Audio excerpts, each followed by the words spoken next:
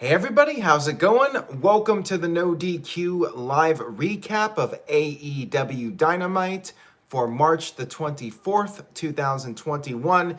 In addition to Dynamite, I will be discussing some of the major events from NXT this week as we get closer to the NXT Takeover Stand and Deliver pay-per-view event. But let's go ahead and get started with Dynamite first. Shout out to the chat room watching this live. I appreciate your viewership and support. We kicked off the show in a big way with the AEW World Champion Kenny Omega against Matt Sydal. Omega got his usual long entrance and Justin Roberts reading off the accomplishments, Wrestling Observer, fan favorite wrestler, whatever it is, wrestler of the year. Hey, people love it, people hate it, but it gets a reaction, I guess. Don Callis was out there on commentary, and you had Matt Sydal's brother Mike at ringside. Sydal had a good showing in this match, got some near falls, but then Omega caught a Meteora attempt.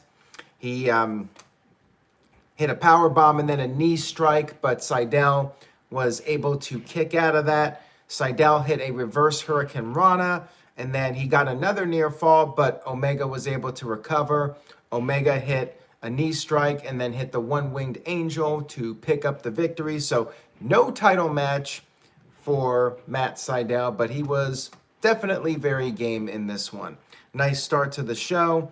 And then backstage, we had John Silver getting prepared for his TNT Championship match against Darby Allin. You had the Dark Order there motivating him. Adam Page even provided some motivation for Silver. And then Page went out to the ring for a match against Cesar Bononi. This was basically a squash match. Cesar got basically no offense, no entrance. Page won within a couple of minutes. And then we had a promo from Lance Archer talking about how even though he gives Sting credit for being the icon and all that stuff, it should be his time. And he's basically going to take that spot from Sting at some point. We had a recap of the Thunder Rosa and Britt Baker match from last week that got a lot of attention and got a lot of rave reviews. Definitely an awesome match. Baker came to the stage for an interview with Tony Schiavone, and Tony asked for a round of applause for her performance. Crowd did cheer somewhat, but she was not satisfied with this reaction. She said that they are just as disrespectful as Rosa. Baker said that she's a star now, and it took Mick Foley 20 years to become a hardcore legend. It only took her one night. Did it really take 20 years for Mick Foley to become a hardcore legend? I felt like going back to like 1990 in WCW, he was doing a bunch of crazy things. But hey, whatever works for the promo. And she basically boasted how she has put AEW on the map. Gary in the chat room says, Britt Baker sooner than later needs to be champion.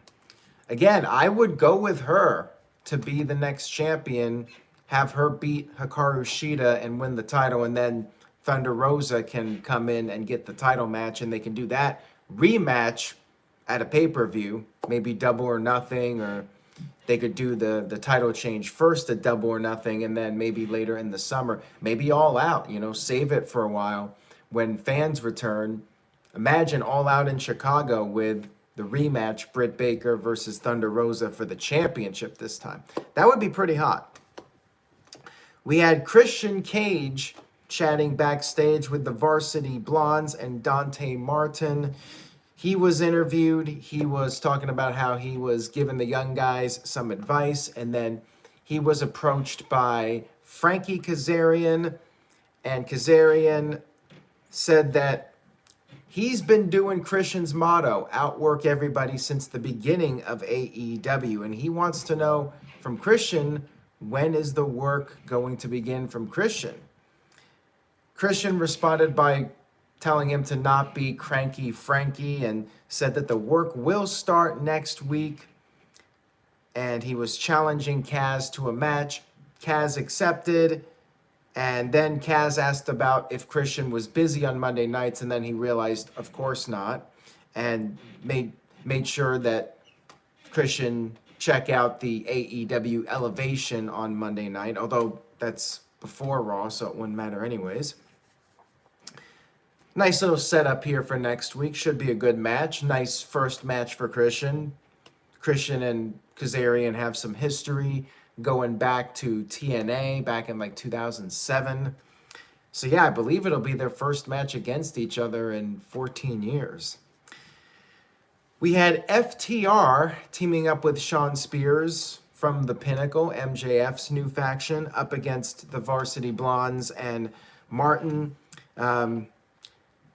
Not as much of a squash match as the earlier one with Cesar and Paige, but the Faces got a little bit of offense, but it was a pretty short match. Spears picked up the win after the good guys had a hot start, hit the C4 Death Valley driver to pin Martin, and then afterwards, Tony Schiavone interviewed the Pinnacle, and Wheeler basically said they're a family. MJF talked for a bit, said that Jericho used to break the walls down, but now the only thing he's breaking are the chairs that he sits on. Ouch. And he called out the Inner Circle, but said that Chris Jericho was terrified to show up. And on commentary, Schiavone and JR were talking about how, they're all injured courtesy of Pinnacle, and that's why they're not there. And yes, no Inner Circle on this show, so they are really selling that beatdown from 2 weeks ago. TJS with a $3 super chat says, skipped both shows, interest at an all-time low. Yeah, it's interesting. Last week, Dynamite did not do a great number. We'll see how they do this week if they bounce back.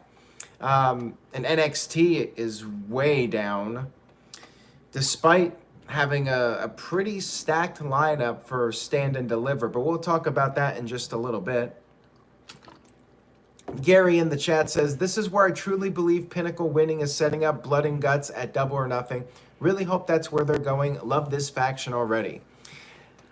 I feel like Blood and Guts is not happening until All Out, just because it's a match that I think is designed to have the fan reactions and whatnot. I mean, WWE did do War Games without a large crowd. They had that small crowd at NXT, but my gut feeling is that AEW will save it for when they can do a full arena of fans, which maybe will be All Out. Let's all cross our fingers and hope it will be All Out, and they'll keep this feud going for a while.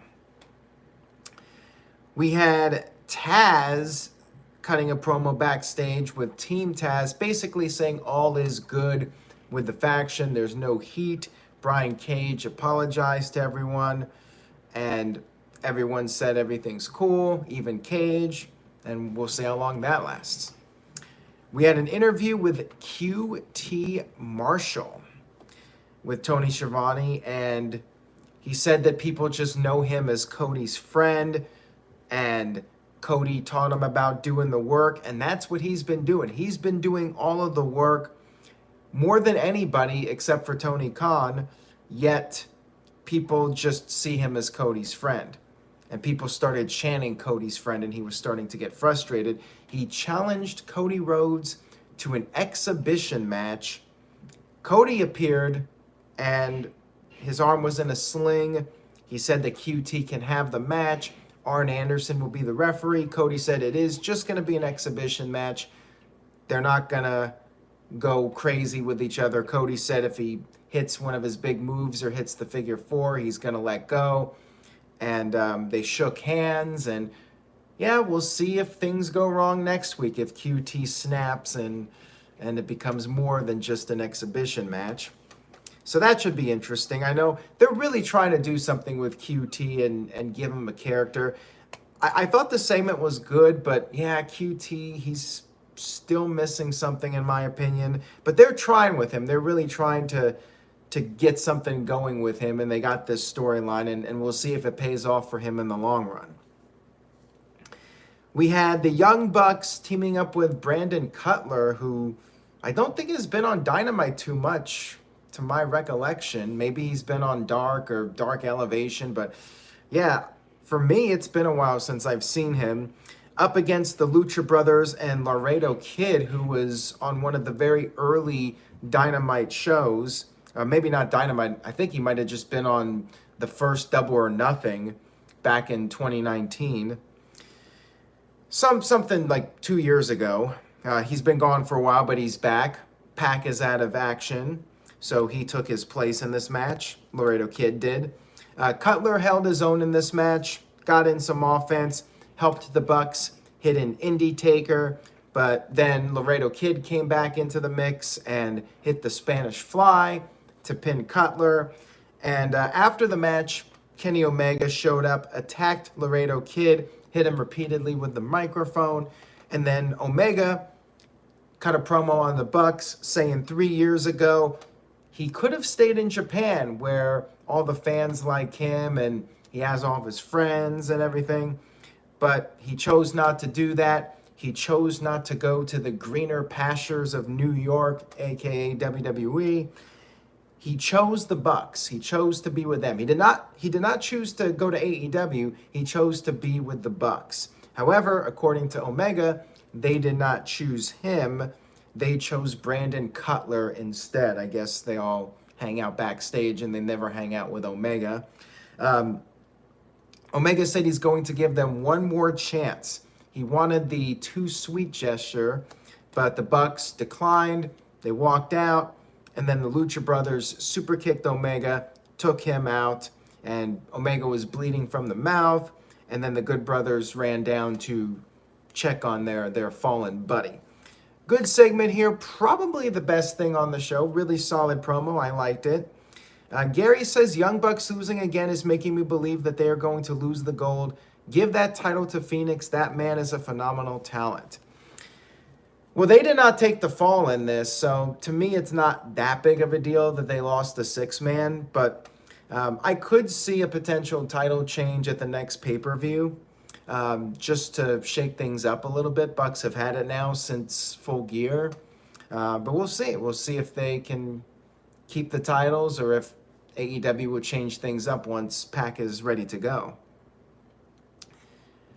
We had a Jade Cargill vignette, and she talked about how she looks like money, she sounds like money, she talks some trash towards Red Velvet. And then we had an announcement for a reality show, a brand new reality show on TNT starring Cody Rhodes and Brandy Rhodes. So basically, it's AEW's version of Ms. and Mrs. That's the first impression I got of it. It's very similar to the show with Miz and Maurice on USA Network. Not sure I'm going to watch it. I mean, I haven't even been watching Miz's show. Total Divas and Total Bellas is as far as I'll go when it comes to the reality shows. But maybe I'll check out at least one episode just for journalistic purposes. We had a promo from Jon Moxley and Eddie Kingston talking about wanting to get some payback at the Good Brothers, and Kingston said that payback will be achieved. He said something was broken and he's gonna get his revenge. And Moxley said he warned the Good Brothers that they better be willing to get their hands dirty. Promo was fine. We had in the 9:30 spot, they had the main event last week. This week they're back to that 9:25, 9:30, 9:35 segment of the show. That seventh quarter hour, approximately 6 to 7. Nyla Rose versus Ty Conti. Dark Order came down to the stage to show support. Ty was looking to get her payback from the Women's Eliminator Tournament, and that she did. She countered the Beast Bomb, and then she hit the DD tie to pick up the win. She was getting very emotional after the match. And then afterwards, Vicky Guerrero grabbed the foot of Ty. Nyla Rose came in, attacked her. Shida made the save, the AEW Women's Champion, with the kendo stick, but then she dropped the kendo stick, started punching Nyla Rose. Bunny ran down, took the stick, hit Shida with the stick, and then we had the Hardy Family Office, which is the name of Matt Hardy's new faction. They arrived to watch, and Hardy talked about how the tournament was a sham because Bunny was not in it.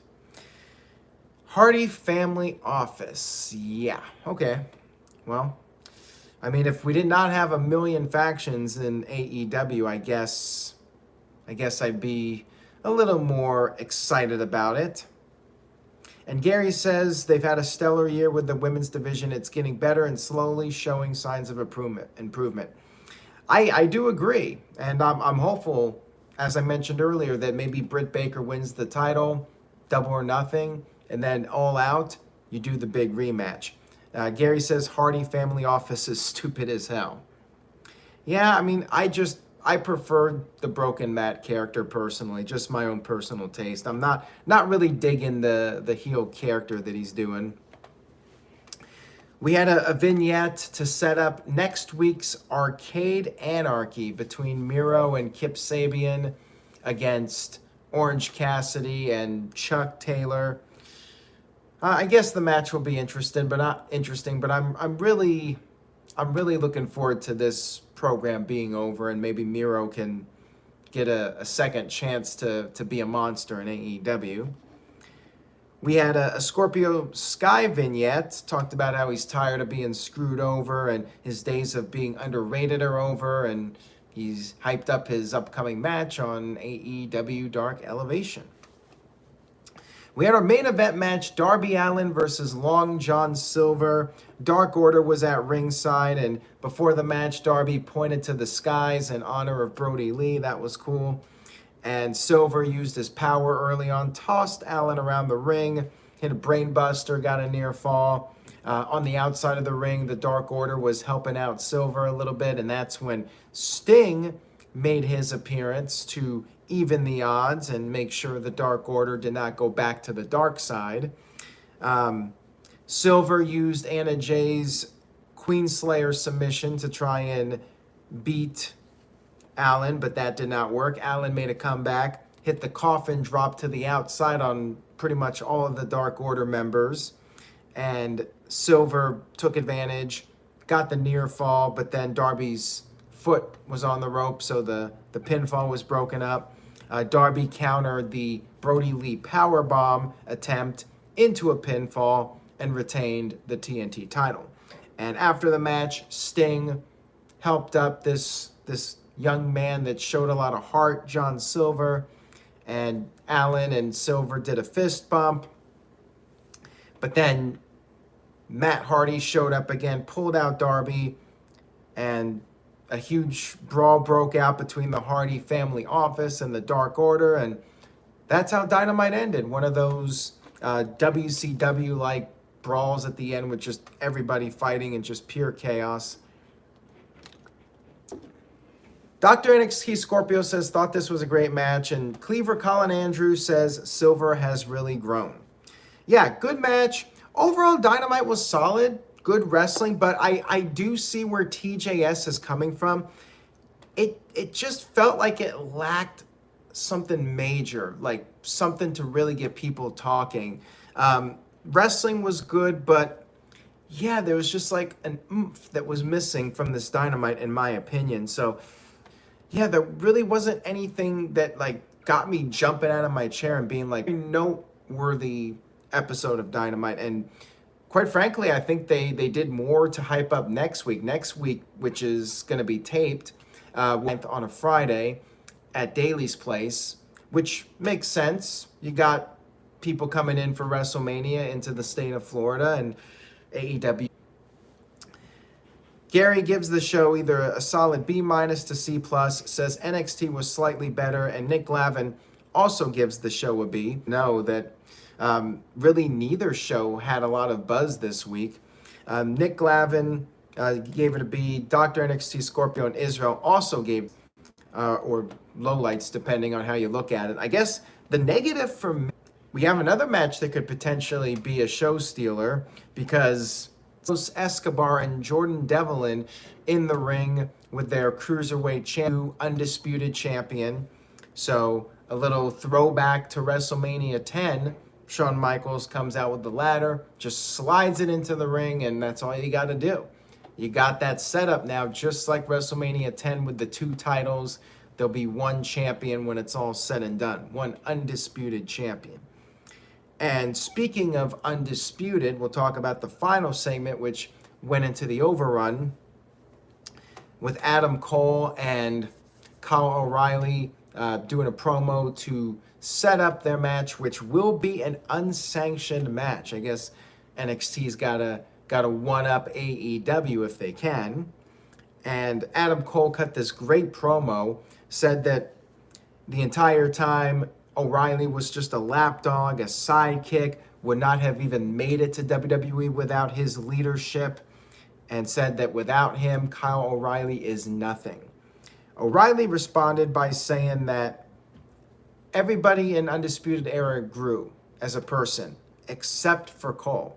Cole is still the same asshole that he's been since 2017. And he said, O'Reilly said that he sold his soul to the Undisputed Era, and now he wants it back. And they signed the contract, and the officials had to separate them. I thought this segment was better than anything on AEW. So that's, again, why I kind of felt like I needed to lower my AEW grade a little bit. As good as the wrestling was on AEW match, I loved Cole's promo, and O'Reilly had a nice comeback, and I'm looking forward to seeing them fight. I think that's going to be another fantastic match. I mean, the Stand and Deliver, the 2 nights, in particular, the Cole match with O'Reilly and Walter versus Ciampa, those very well could be match of the year contenders. And the ladder match could also surprise people. So those are the main happenings of NXT this week. Thank you guys for tuning in. I appreciate your viewership and support. Stay tuned to